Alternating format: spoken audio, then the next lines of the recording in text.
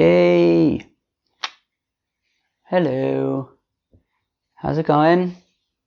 Welcome back to Babylon Talmud. Today we're studying Daf Kuf Mem Aleph, Daf 141 of Masechta Shabbis. It's a cool daf, friends. We're going to start off talking about Tiltul min hatsad, moving things that are muksa in sort of an indirect way or not directly with your hands. We discussed briefly grinding pepper with the back of a knife. What do you guys think? Removing clay from your foot. What do you do if you have clay on your foot? Wow. A bunch of short random halachas. And then we have a nice little kind of sugya about removing a shoe from a mold on Shabbos. Gets into, brings back memories of the machlokas between Abai and Rava regarding Kli Shemlachto L'Isser, if you can move it L'Tzorech Mekomo or not. And then we will begin, towards the end of the page, we'll begin the 21st parak of Masechta Shabbos, parak Notel. So, here we go, friends. We're going to start at Kuf Mem Aleph, 4 lines into the page, at the new Mishnah, Hakash Shal Gabe Hamita. If you have straw on top of a bed, okay? Now, the assumption is that the straw that we are talking about is not as part of your mattress. Rather, the straw is meant to be burned in a fire. So, it's muktzah. It's davar shemlachto le'isser. So, lo yinaynenu biyado. Do not move it around. So, we're not talking about like actually moving it like the tzorech makomo or anything like that. We're literally just talking about giving it a little, make it comfy a bit. Give it a little pound or something. Make that straw nice and comfy because you're going to want to lie down on it.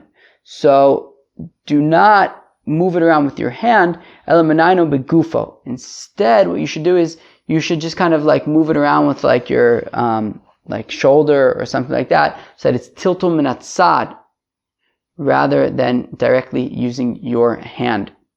Okay? But if this straw was not simply for burning, rather it was animal food, so therefore it wouldn't be muksa, or if there was a pillow and a blanket on it, i.e. this straw was clearly it was meant to be a bed, well, in that case it's not muksa, and you'd be allowed to move it however you want. If you have a press, like a clothes press, to make them straight, I guess, take out the creases. Matirin. So let's say you have a shirt, and your shirt is in this press, and it's a homeowner. It's not a professional press. It's just a press that you have in your house. So you'd be allowed to open up the press and remove your shirt. Avalo kovshin, but you wouldn't be allowed to actually press the shirt on Shabbos because the assumption is, if you're pressing a shirt, it's not for immediate use. It takes time to press it. I guess you probably have to leave it there for a while. So mistama, it's for after Shabbos, and therefore you shouldn't be pressing it on Shabbos for after Shabbos. Avalo kovshin, fine.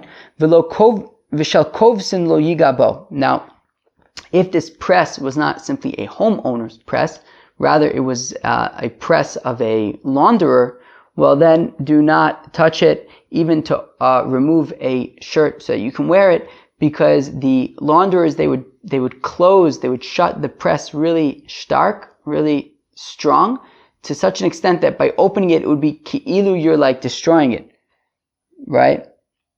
As Rashi says, Vatara lo shelo dumya listir, it's as if you're like breaking it. So therefore don't, just, if it's a professional launderer's press, just don't take the shirt out of it, okay? Rabbi Yehuda Omer, imaya muter me'erev Shabbos mater es kulo v'shomto. However, if the press, I guess if the launderer's press was already opened up from before Shabbos, well then you can open it up completely and take out whatever shirt you wanted from in there. Okay, fine. Amr Rav Nachman says, Rav Nachman, Hai pugla, a radish. Now, we had seen this already on Daf Kuf Chav Gimel Amud Aleph. Wow, already 2.5 weeks ago. So Rav Nachman, Hai pugla, a radish, milamaila limata shari, milamata limaila osir. Okay, so if you have a radish, and the radish is in the ground, and the radish has sort of a wider part at the top and a thinner part at the bottom. So if it is in the ground with the wider part at the top and the thinner part towards the bottom, so then shari, you could pull it out of the ground, because since the wider part is at top, when you slip it out of the ground, well, you're not going to have to move around any of the dirt. But milamata lemaila, however, if the kind of it's upside down, in which case the wider part of the radish is in the ground and the thinner part of the radish is towards the top, well then osir, it's not allowed, because when you pull that radish out of the ground, well then the thicker part as it comes out of the ground is going to be moving the dirt. And this is not talking about harvesting a radish. This is talking about radishes that were already harvested and you're keeping them in the ground just to preserve them better until you're ready to eat them. So the question is, you're going to be moving dirt, or if you're going to be moving dirt. So we say if the radish is from the wide part at the top of the ground and the thinner part in the ground, so then it's no problem, because you can slip the radish out of the ground without moving the dirt. However, if it's the thicker part that is deeper in the ground, well then when you pull out the radish, you're going to be moving around dirt, and that would be muktzah, because dirt is muktzah and you're going to be moving muktzah. So Amr Rav Ada bar Abba, Amr Bey Rab. So now Rav Ada bar Abba says that they say in the Besmedrash of Rab Tanina that Dilok Rav Nachman. He says that, look, our Mishnah is not like Rav Nachman, because Rav Nachman, when he says that you pull this radish out of the ground, and you're not allowed to do it if the thicker part is in the ground, because you're going to be moving the dirt, but that's not direct tiltul. You're not moving the dirt with your hand. You're pulling the radish, and the radish is moving the dirt. So it's tiltul min hatsad. And Rav Nachman seems to be saying that it's a problem. Yet our Mishnah, what does our Mishnah say? Hakash al gabi amita, if you have straw that is on a bed, lo yina'anenu biyado, do not move it directly with your hand because it's muktzah, aval mina'ano bigufo, but you can move it with your body, you can move it with like your shoulder or something.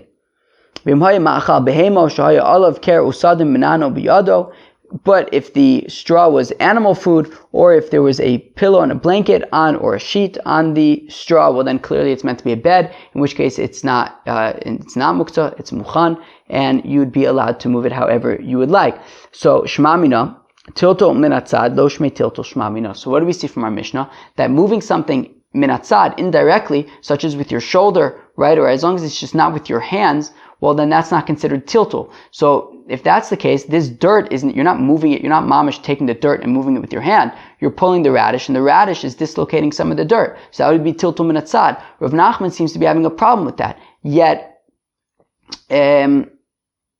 our Mishnah seems to be saying that you can move it with your shoulder. It's tiltul min hatsad, and that's completely fine. So it's a kasha on Rav Nachman. Now, interestingly, on Daf Kuf Chav Gimel also, they had brought a kasha against Rav Nachman, and the Gemara had said over there that Rav Nachman actually had eventually retracted from this very statement. So it sounds like even Rav Nachman would agree that tiltul min hatsad lo shmei tiltul and would be accepted. He retracted from that original statement where he said that pulling the radish out of the ground would be a problem if the thicker part was in the ground because it would move the dirt. He then retracted that and said, no, that would actually be acceptable because it would be tiltul min hatsad, and tiltul min hatsad lo shmei tiltul. Amr Rav Yehuda, said Rav Yehuda, hani pilpulei, peppercorns. Meidak chada bikata de sakina shari, tarte aser. So to sort of crush one peppercorn at a time with the back of, with the handle of a knife would be permitted, tarte aser, but to do two or more at a time with the back of a knife would not be allowed. Rav Amar came into Mishani afilu tuvanami. Rav says, since you are making a shinoi, since you are doing it differently, well, meaning the normal way to grind up pepper would be in a mortar or with some kind of a mill, some kind of a grinder. Using the back of a knife is not a normal way to grind the pepper, and therefore you wouldn't have to do it one at a time. You can even do a whole bunch at a time. Now, what's interesting about this, and I saw in the art school that they also asked the kasha, I don't know the answer, la halacha, but what is interesting about this is that here we have a case of tochen. Now, tochen is one of the avos melachos, right? One of the 39 melachos.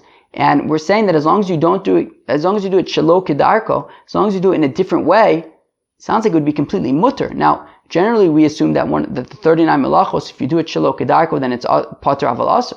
Over here, we seem to be saying it's completely mutter. So I saw it said over there that, crushing one peppercorn at a time, let's say, with the back of a handle is just like so completely, it's so obvious that you're doing it very differently. But I don't know. It would be interesting to kind of see the discussion around this, because it does certainly seem very interesting that we're saying that as long as you do it with a shinoi, it seems to be completely okay. Okay. Ve'amar Rav Yehuda, Mandesachi b'maya, somebody who's swimming, linagiv nafshe b'reisha v'ada lisalik. So he can first dry himself. So what he should do is he should first dry himself and then leave the water. How come? Because we're concerned that if you first get out of the water before drying yourself, you might walk 4 amos in the karmelis. The assumption is that, if you're bathing, or swimming, whatever it is, in like the river or something, so the area around it would be a karmelis.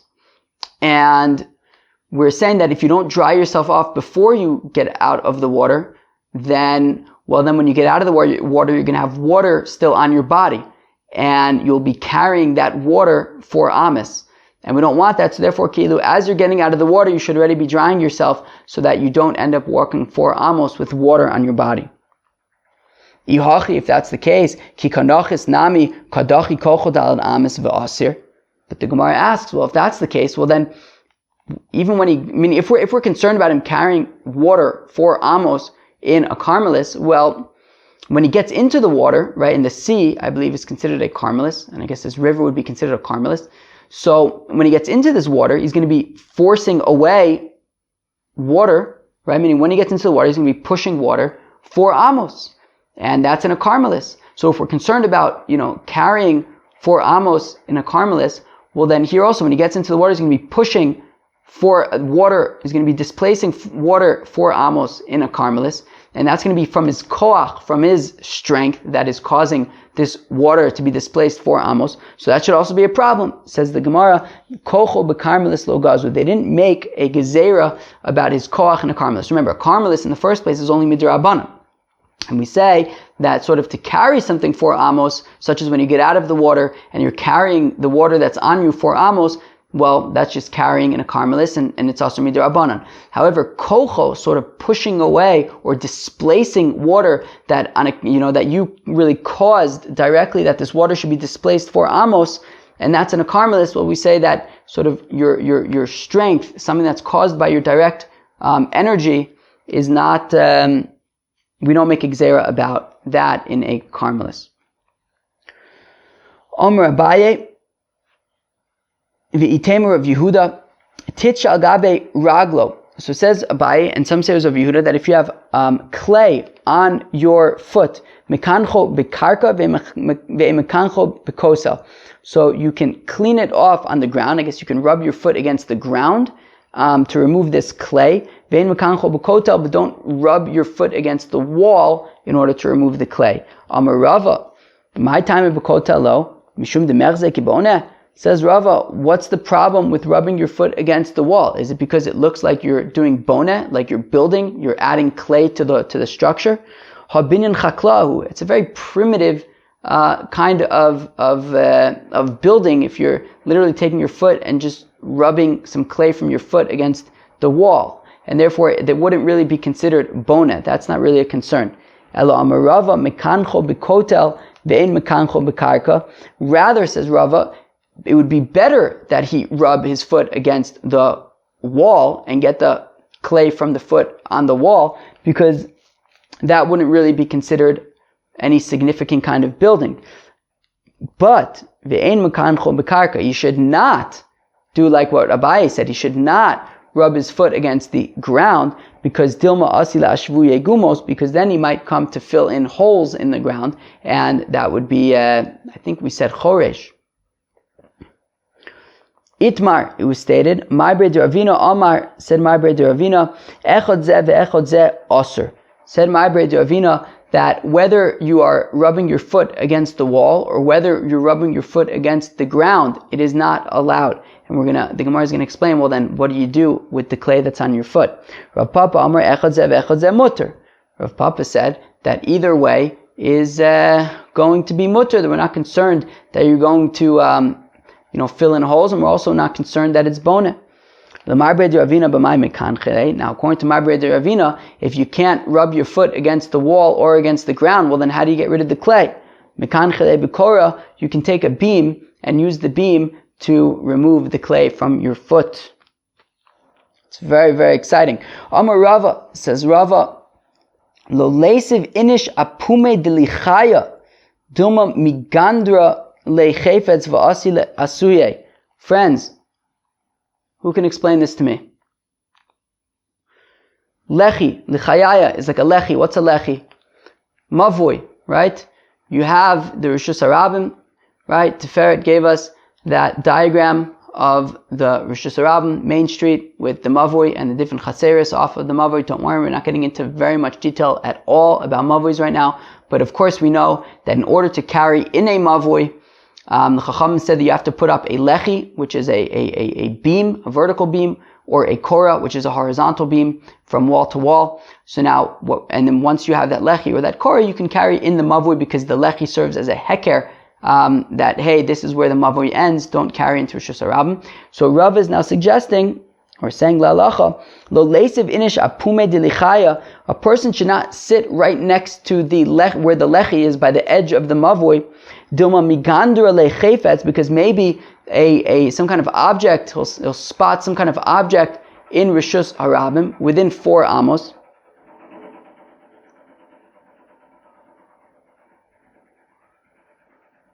You definitely hear that. How can you not hear that building? Okay, v'asi la'asuye, and then you'll bring it into the mavoi, and that would be hachnasa. Anyways, that would be hachnasa. Okay, so that's what Rava says, right? Don't sit right by the entrance of the mavoi, even though there's a lechi there, because you might grab something from Rishus Harabim, bring it into the mavoi, and that would be achnasa. Ve'amar Rava, and said Rava, lo litzaded inish kuva duma asi la'ashvuye gumos. A person should not take a barrel and kind of like, if you want to take a barrel and secure it in the ground, so you kind of wiggle it around in the ground to make it nice and sturdy. So Rava says not to do that. Again, right, Dilma Asi Lide, Dilma Asi Lide Lashvuye Gumes, because we're concerned that you might come and fill in holes if you're kind of, let's say the ground is uneven, you might even out the ground in order to make a sturdy place for this barrel, so therefore don't do it. V'amaravalo lihadok inish udra befuma deshisha Dilma Asi Lide Schita. Okay, if you have some kind of a pach, what's a pach? Some kind of jug. So if you have a jug, lolihaduk inish udra befuma deshisha. Do not take like a garment and stuff it into the opening of the jug to close it. Dilma asil de schita, because you might squeeze out specifically we're talking about a wet rag or a wet cloth. So if you have a wet cloth, don't stick it into the opening of this jug, because then you might squeeze out some of the liquid from the cloth, and that would be schita, that would be extracting. Amr of Kahana, says Rav Kahana, Ticha al gabe bigdo. If you have clay on your clothing, mechaskeso mi bifnim ve mechaskecho mi bachutz. So you can sort of rub it from inside. I don't know, I guess maybe take your fingers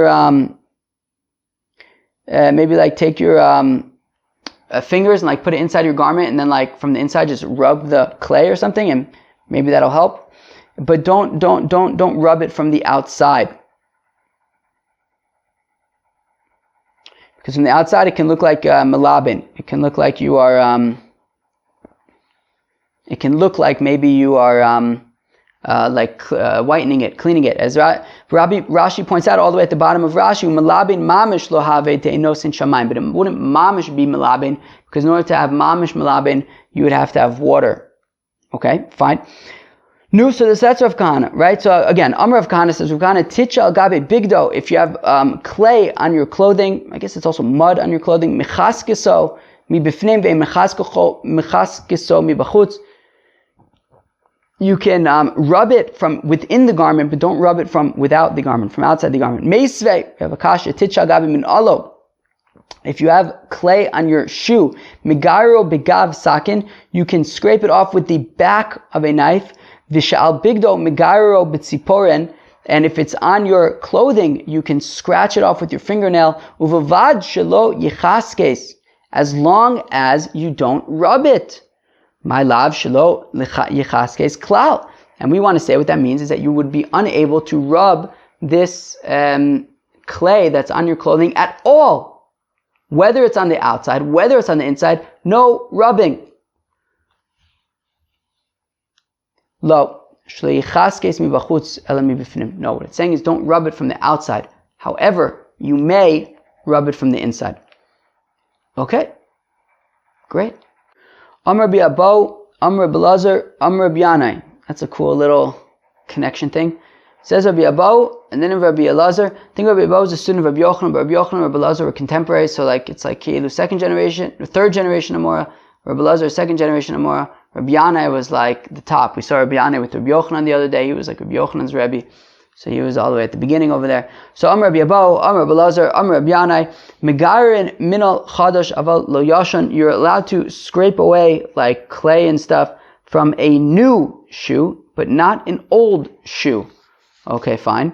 Bameh megaro. How do you scrape away this clay? So, Amr Rabbi Abo begav sakin. Well, it's just like we saw in that brisa just now. Right? Megaro begav sakin. You can scrape away this clay with the back of a knife. But Rabbi Abo points out that this is specifically a new shoe, but not an old shoe, because an old shoe you may remove a layer of leather. But if it's a new shoe, we are not concerned. Fine. Amr le'ahusava. Interesting. So now a certain elder, of course, Hahusava is assumed often to be Eliyahu Hanavi. Hahusava said to Rabbi Abo, Sami didach mikame ha. So this Hahusava recommended to Rabbi Abo, delete what you just said, because we have a brisa quoted by Rabbi Chia. Right? Sami didach mikame ha detani Rabbi Chia. Delete what you just said, that for a new shoe you would be able to scrape off the clay with the back of a knife, because we have a brisa from Rabbi Chia, Ein megarin lo min al chadash v'lo min al yashan. You're not allowed to scrape off whether it is a new shoe or an old shoe, which is interesting because we had that brisa a few minutes ago that says that you are allowed to scrape off the clay from a shoe. So I don't know. Or at least I guess Rabbi Abo just wouldn't be in line with this brisa, but it sounds like he would be in line with the other brisa. Okay. The brisa then continues, do not apply oil to your foot when your foot is in a shoe or in a sandal, because then you're going to be applying oil to the sandal, and it'll be like you are tanning the sandal. But what you would be allowed to do is you would be allowed to apply oil to your foot and then put your foot into the shoe or into the sandal. That would be okay. It wouldn't be a concern about tanning. And you can also put oil all over your body and roll around on like a sheet of leather. Sounds really fun. And there's no concern over there about tanning. Okay? Amr Rav Chizda, lo shanu ela letzachzucho aval le'abdo aser. Rav Chizda says that when we say that these activities are permitted to, put oil on your foot and then put it in your shoe, for example, that is only if it is to, what did we say that tzachzucho was? To polish it. But if it's to tan it, then it would be a problem. Fine. La'avdo pshita, if it's to tan the leather, obviously you wouldn't be able to tan it. Visu letzachzcho mi'ika man deshari, and more so, even if it's to polish the shoe or the sandal, is it really true that it would be allowed? Because we would assume that we would say that you would not be allowed to polish the shoe out of a gzeira that you might come to tan the shoe. So ella itmar hachi itmar. Rather, if you're going to say it like this, Amr of Chizda lo shanu ela shi'ur What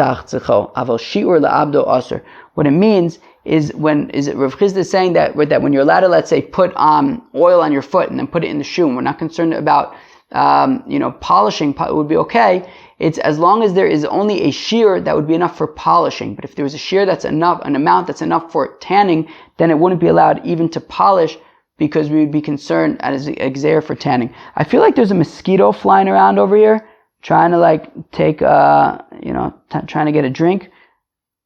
But I'm not sure that I'm right. Alright, let's go weiter. Taner Rabbanan. The rabbis taught lo yetze kain b'minal gadol.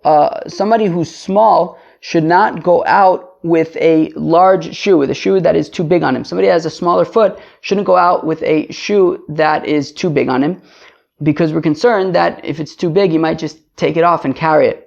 But you can wear a shirt, a garment that is too large, because we're not concerned that you're going to take off the garment and walk around in Yagatkis in public.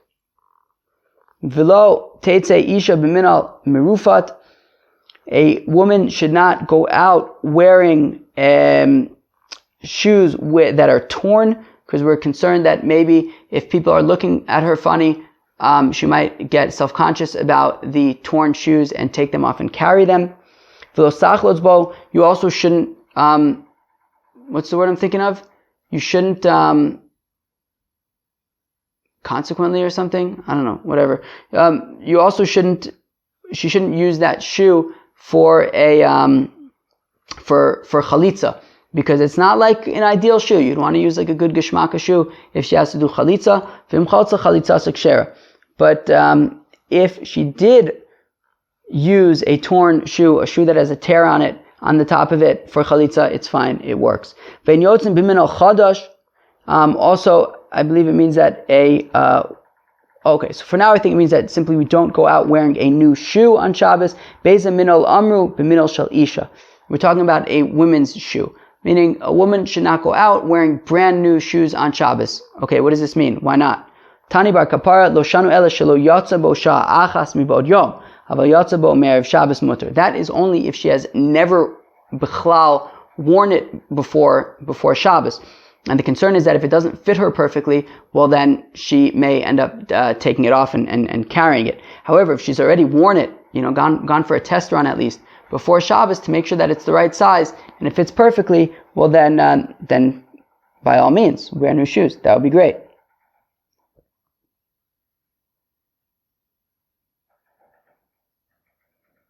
Okay, fine.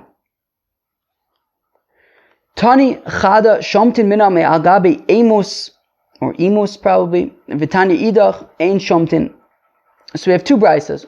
Okay, so imagine you have a shoe, and this shoe is on like a mold. I think, if I understand correctly, when they would make a shoe, they would construct it on some kind of like a shoe mold. And so now it's Shabbos. The question is, this shoe is right now on the mold. Can you take off the shoe from the mold in order to put it on your foot and wear it? So, Tani Chada, we have one brayse that says Shomtin min al gabe imus. So one brayse that says that you would be allowed to remove the shoe from the mold. V'tani idach ein Shomtin. We have another brayse that says you may not remove the shoe from the mold. No, what do we do? Lo kasha, harabi Eliezer, harabanan. So we answer it's no problem. The brayse that says not to remove the shoe is Rabbi Eliezer. The brayse that says you may remove the shoe is the Rabbanan. Let's see. The Tanan, as we learn in a brayse, in a Mishnah, Minol shal gabe imus, if you have a shoe that is on a mold, Rabbi Eliezer mitar v'chachamim mitamim. So Rabbi Eliezer says it is tahor. Why would it be tahor? Because it's not a kli. Okay, and if it's not a kli, well then it's muksa. And therefore, Rabbi Eliezer is going to be the one to say that you may not remove the shoe from the mold. Now, the Chacham say that the shoe on the mold is tameh, which means that it is a kli, it is considered a shoe. And if it's a shoe, well then you can remove it from and it's not muktzah, and you can remove it from the mold. Fine. Very nice. Hani chalarava. Now the Gemara, of course, is very sharp. And the Gemara says, well, this, to say that according to the Chachamim, the shoe on the mold is considered a kli, and therefore it is muchan, and therefore you'd be allowed to remove it from the mold. Well, 1 second, friends. When he removes it from the mold, he's also going to be moving the mold. Memela. He's going to be moving the mold. Now the mold is a davar shemalachto le'isr. It is something that is used in constructing shoes, which is a malacha on Shabbos. Therefore, how can you remove and you would be removing this mold l'tzorech mekomo, meaning right now the mold is filling up the shoe. You need that space so that you can put your foot inside of the shoe. So the question is, can you move this mold, which is a davar shemalachto le'isr, can you move it l'tzorech mekomo? So the Gemara says, well, easy. For Rava at least. Hanicha l'Rava, to amar davar shemalachto le'isr, bein l'tzorech gufo, bein l'tzorech mekomo, mutter shapir. So, according to Rava, who says that a davar shemalachto le'isr, such as this mold, you're allowed to move whether it's to use it legufo or whether it's for mikomo, that you want to use its space. And in this case, that's exactly what you want, is to use its space, to remove the mold so that you could put your foot there. So, fine, no problem. Elo le'abaye, damer l'tzorech gufo mutter, l'tzorech mikomo aser mayika le'meimar. However, according to Abaye, who says that a davar shemalachto le'isr, such as this mold, you would be allowed to move it if you need its goof, if you need its body. I don't know, maybe you want to open a nut with it. I don't know, right? So that you can move it l'tzorech gufo, but l'tzorech mekomo, such as over here, so that you can put your foot there, you would not be allowed to move a davar shemalachto le'isr. So if that's the case, then how can the Chachamim say that you would be allowed to remove this shoe from the mold if it means that you're going to be moving the mold, and that's a davar shemalachto le'isr, and you would, according to Abaye, you're not allowed to move the mold, a davar shemalachto le'isr, l'tzorech mekomo. What do you guys think? So the Gemara answers, easy.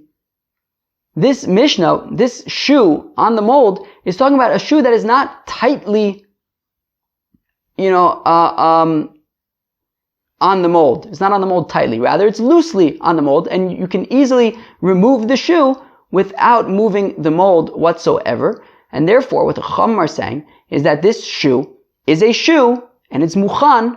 You're allowed to move it, and you can remove it from the mold without having to move the mold whatsoever. The Tanya, as we learn in a Brisa, Rabbi Yehuda Omer, says Rabbi Yehuda, Im haya rafui mutter, that if the shoe was loosely around the mold, you would be allowed to remove the shoe from the mold. Taima de rafui, and therefore Abaye is going to argue that the only reason why you're allowed to remove the shoe from the mold is because it's only loosely on the mold. Halo rafui lo.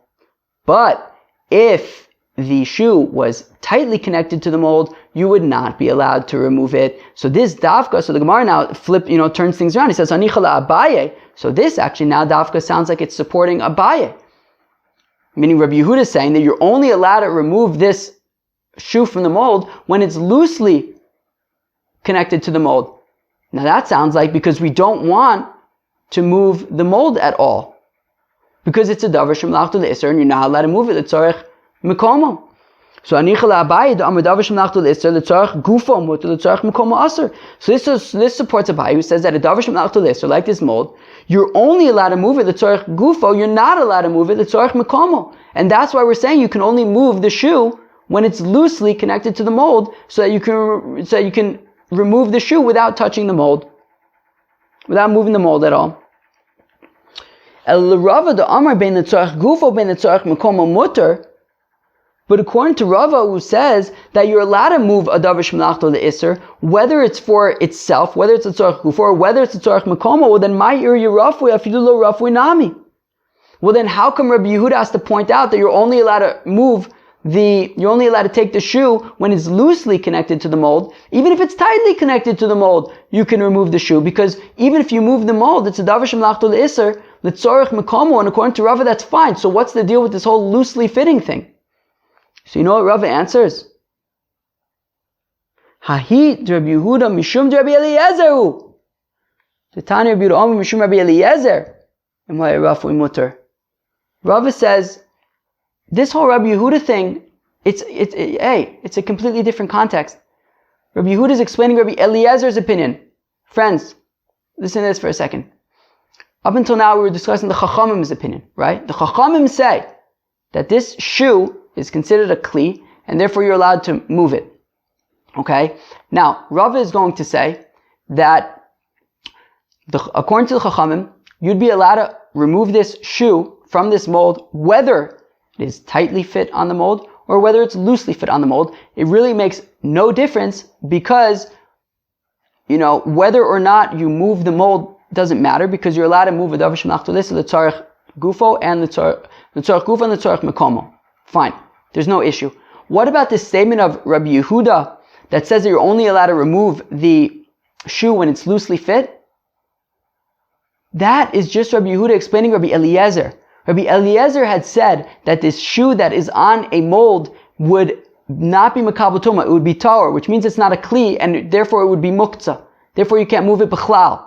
Comes Rabbi Yehuda to say that, however, even Rabbi Eliezer would admit that if the shoe was loosely connected to the mold, even Rabbi Eliezer would say that you're allowed to move it because at that point it's considered disconnected from the mold, it's not attached to the mold, and it's already considered a shoe, and therefore it's a kli, and therefore it's not muksa, and therefore you can move it from the mold. That's it. So according to Rava, according to the Chachamim who say that no matter what, you're allowed to move this shoe from the mold because it is a kli, and therefore it's mukhan. Well, that's going to be whether it's tightly connected to the mold, whether it's loosely connected to the mold, it makes no difference. Because even if you end up moving the mold itself, it doesn't matter because davar shemlachto l'isser is movable l'tzarech mekomo. This whole statement of Rabbi Yehuda, it's only to explain Rabbi Eliezer, who says that when the shoe is on the mold, you're not allowed to move it because it's not considered a kli. Rabbi Yehuda says, however, Rabbi Eliezer would admit that if it was loosely fitted to the mold, it would be considered like it's already separated from the mold, and it is a kli, and therefore you would be allowed to move it. It has nothing to do with tzarech gufo, tzarech mekomo, kli shemelachto le'isser. It has to do with whether or not this shoe is considered a shoe or not. Abaye, however, is going to say that you'd only be allowed to move this shoe if you're not going to be moving the mold at all, right? Meaning even according to the Chachamim, Abaye would say that the shoe would have to be loosely fitting around the mold because you can't move the mold because it's a davar shemlachto l'isser and it's only movable l'tzorech gufo, it's not movable l'tzorech mekomo. Okay, fine. Hadron alach Tolin. We have just finished the parak of Tolin. Okay, moving on. Well, no, that's not what it means. It means we will return to you, the parak of Tolin. Notal Adam es bino ve'even biyado. A person is allowed to carry his child, even though his child is carrying a stone. Okay? V'chalkola ve'even b'socha. You're allowed to carry a basket, even though there is a stone inside the basket. U'mitatlin truma tmeya imatahora. You can move tamei truma together with tahor truma ve'ima chulin and with chulin. Meaning, if you're carrying chulin or you're carrying truma that is tmeya, if you're carrying chulin or truma that is tahora, then you can even carry truma tmeya with it. Rabbi Yehuda Omer af mailin es meduma be'echad v'meya. Rabbi Yehuda says you can even take the meduma in 1 in 100. What this means is that if you have 100 sa'ah of chulin, and then 1 sa'ah of truma falls into that chulin, okay?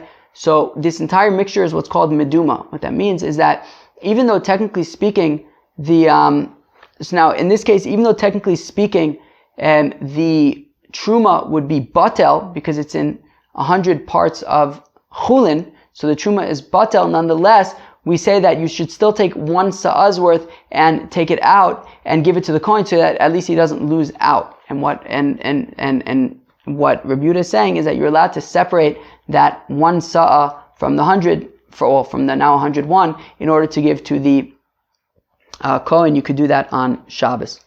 Fine. Amar Rava said Rava, Hotzi tinok chai v'kis talui b'tzavaro chayev mishum kis.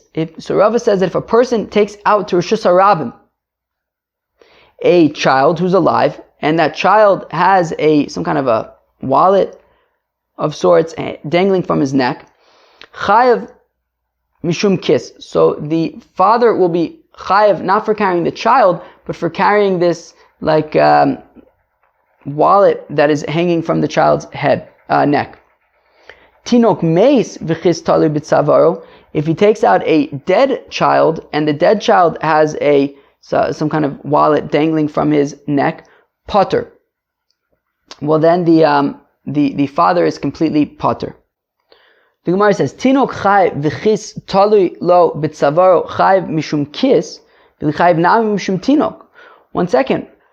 When this father is carrying this child with this kiss around his neck, so we say he's only chayiv for the kiss, but why isn't he also chayiv for carrying the child? So the Gemara says, well, Rava ki Reb Nosson svirle. Rava was like Reb Nosson, the Amar Chai Nosei Asatzmo, who says that somebody who's alive carries himself. And therefore he's not going to be chayiv for carrying the child. The child is carrying himself, but he will be chayiv for carrying this kiss that is around his neck. Livatel kiss ligabe tinok. Why don't we say that the kiss is batel to this child? Milotnan, because after all, don't we learn in the Mishnah? Es achai b'mita pater afal amita shamita tfelelo. That we say that if you carry a live person in a bed, so you'll be pater even for the bed, because the bed is tafel to the person. So the Gemara answers, Mita legabe chai mevad lile, kis legabe tinok lo mevad lile. So the Gemara answers, well, a bed for someone alive who's batel is batel. And Rashi says in the Dibra Maschom Mate Mita legabe chai mevad lile, he says sharit tzarichla, because the assumption is that right over here, this live person, he needs the bed, and therefore because he needs it, it's going to be batel to him. But the child doesn't need this wallet or pouch that is around his neck. So therefore it's not batel to him, and you're going to be chayiv for carrying this pouch around his neck. Meis v'kis talui lo b'tzavaro pater. Then we say that Rava said that if you have this person carrying a dead child, and there is a pouch around his neck, so we say that he's going to be pater for carrying this child. V'lichayiv mishum tinok. Why? We should say that he's pater for carrying the child, because he's not carrying himself. We don't say chai nosei es atzmo. He's dead. So Rava Reb Shimon svirle dom kom malacha shein tzricha legufa pater alea. Rava is like Reb Shimon, that if you have malacha shein tzricha legufa, you're pater. And here, taking out a dead child is a malacha shein tzricha legufa. You don't want to be taking out this dead child. You just need to take the child out of the house. Therefore, it's a malacha shein tzricha legufa, and you're going to be pater for that. We're going to stop here. We'll pick it up from here tomorrow. That was Daf Kuf Mem Aleph of Masechta Shabbos. Let us do a short review. So we started from the beginning of Tiltul and hatsad, right? We had talked about if you had some straw on your bed, you'd be allowed to move it with your shoulder, because as long as you don't move it directly with your hands, you'd be allowed to move this muksa items. We'll talk about grinding pepper with the back of a knife. Rabbi said you could do 1 peppercorn at a time. Rava said you can even do a whole bunch, because it is certainly different than the way that you would normally grind pepper, which is in like a mortar or some kind of pepper mill. Talk about removing clay from your foot. Abaye and Rabbi Yehuda said that you would wipe it against the ground. Rava says you can wipe your foot against the wall, because he says, it's not a problem of bona, but in the ground you have to be concerned about filling in holes. Marbre de Ravina said you can neither wipe your foot on the ground or against the wall. Rather, how do you remove this clay? You would remove it with some kind of a beam. Rav Papa says you can do either one. It's fine. Then we had a bunch of short, random halachas. For example, like not to sit at the entrance of a mavoi, because maybe you'll grab something and put it into the mavoi, and don't stick a wet cloth into the opening of a jug, because you might, extract the liquids from it. At the end of Perik Tolin, we then got into the discussion of when you have a shoe that is on a mold, can you remove the shoe? So first of all, there's a machlokes between Rabbi Eliezer and the Chacham. Rabbi Eliezer says, look, this shoe is is not makabel tuma, i.e. it's not a kli, and therefore you can't remove the shoe because it's muktzah. According to the Chachamim, it is makabel tuma, i.e. it is a shoe, therefore you would be allowed to remove it. Now the interesting thing is that it gets into the machlosin Abai and Rava regarding davar shmelachto le'isr, such as this mold.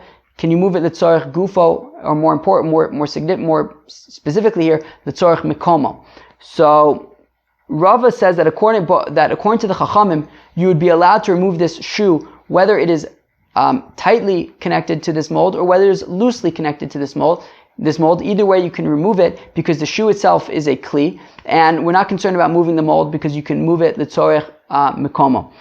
According to Rabbi Eliezer, who says that the shoe that is on the mold is not a shoe, however, if it is loosely connected to the mold, then at that point it's already considered a shoe and you would be allowed to move it. According to Abai, both according to the Chacham and according to Rabbi Eliezer, you'd only be allowed to remove it from the mold if it is loosely connected to the mold, because you have to make sure not to move the mold at all. According to the Chachamim, it's because davar shmelachto le'isr is only movable l'tzorech gufo, but not l'tzorech mekomo. According to Rabbi Eliezer, if it's tightly connected to the mold, then it's not bichlal a shoe. Therefore, you can't move it. Only if it's loosely connected to the mold can you even move it at all.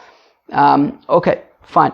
So now that's it for the review. We'll pick up from the beginning of Notel in terms of our review.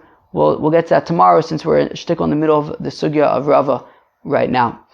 Friends, I hope you enjoyed Daf Kuf Mem Aleph and I hope you have a great day. Peace out.